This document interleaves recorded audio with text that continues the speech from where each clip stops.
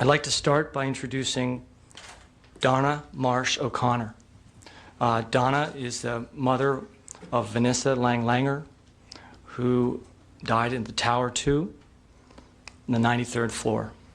She comes to us from New York, and please give her a warm welcome. Thank you. Thank you.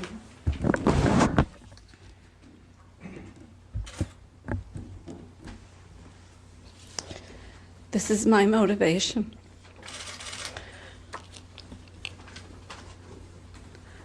George W. Bush says, "God bless America."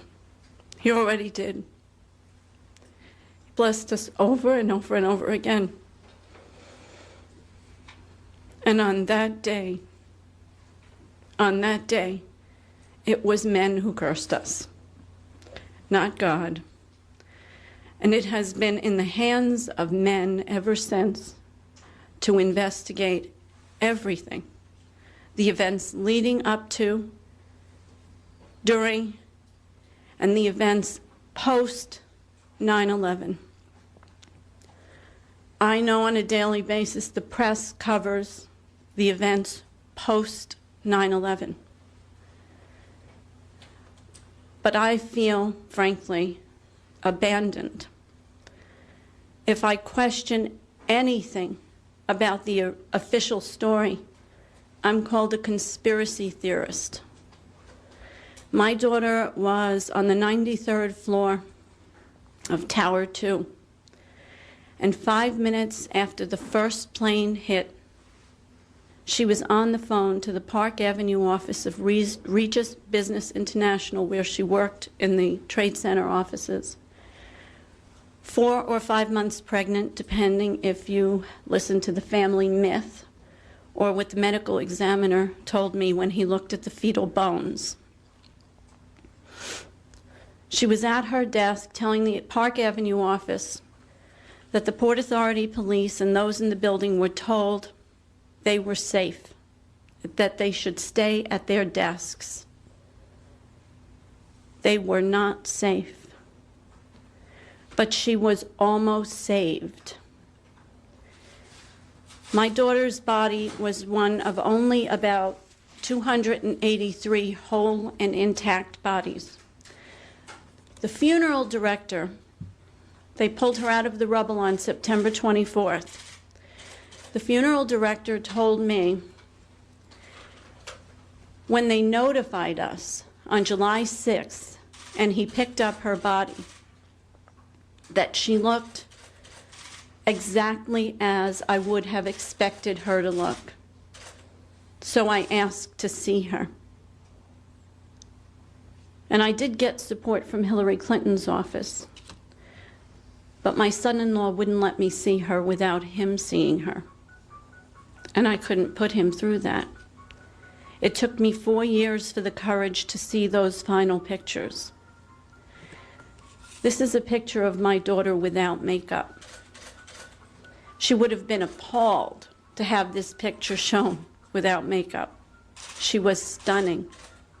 And I always feared that her beauty would put her in danger. She went to work that day in the glove compartment of her Ford Explorer, at that point in time the most dangerous car in America. I lectured her about that. Was the positive pregnancy test kit. All she ever wanted was that child. All she ever wanted was the child who'd be walking with me 5 years old today. Roughly about the time my daughter was on the phone to her Park Avenue office, thanks to Paul Thompson, I know that is roughly the time that George W. Bush, the president of this country, walked into a school to lecture to children. He didn't rush to Command Central. He didn't order evacuations of any of our major skyscrapers, including and especially Tower 2. My daughter was found 10 feet from an alley, whole and intact. She wasn't crushed. She didn't fall. She had injuries, blunt trauma to her head, her neck, her femur. Her autopsy report is public record. I have 2 sons. One of them at the time was her best friend. He was 14 years old, and he spent September 12th researching all of the phone numbers of all of the emergency rooms in New York City because this was an impossibility. My daughter would have run for her life. My daughter would have run not to make her brothers the saddest human beings on the face of the planet. And all I asked for when the first news reporter from my local area in upstate New York came to tell me she was going to allow me to tell a beautiful story of my daughter, all I asked that day was, why could I not fly home from Toronto? But Osama bin Laden's family and some Saudi nationals whose names I still don't know were flown out of the country in our airspace. I was grounded. They were not. I asked her that day, where was NORAD? Where were our defense systems? And instead she told the 2 minutes of the beautiful story I told about my fierce and loving daughter. And that's what it's been like for 5 years. The first thing members of the press always ask me, and sometimes individual family members will ask me, where are the rest of the family members? Why aren't you all questioning? And I will tell you that for 5 years in my small community in upstate New York, I've been posing questions. And my kids have been loved by some and shunned by others because their mother is a conspiracy theorist. I am not a theorist. I was a theorist at the Syracuse University for 22 years when I taught writing and rhetoric and American public discourse, and I can't do that anymore. I haven't seen my daughter in 5 years, except that she is the screensaver in my mind.